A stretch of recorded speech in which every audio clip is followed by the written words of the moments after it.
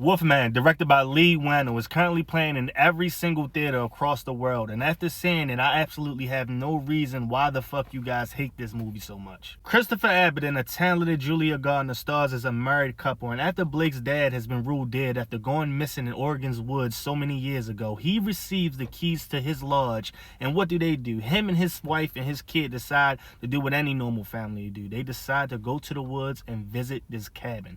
But that's the thing about those woods, my friend. There's been sightings of a creature for decades of walking around like a man but has the face of a wolf. And no one's been able to get a good look at this thing because every time they do, they end up fucking dead. So they have no knowledge of this. This hasn't been confirmed. This is just a folktale to them going up into these woods. And that right there is why I say a lot of people don't know shit about movies or even dislike or like movies. They just go with the popular demand rule. Because this movie did a fantastic job of capitalizing on that unknown factor of us not knowing what the Wolfman is, the people on screen not knowing, and they used that to implement jump scares, horror elements that was brought to life. I fucking enjoyed every single part of that. And now that I think about it, watching this movie, Oregon is a fantastic place to have this movie, because think about it.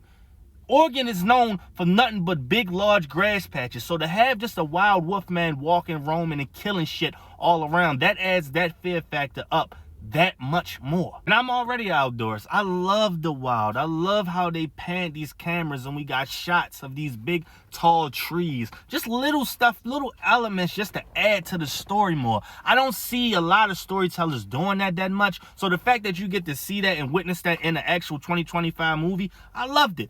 Thank you, Lee Wannell. Hell of a job. But the bread and butter when it comes to this movie for me has to be Christopher Abbott's character.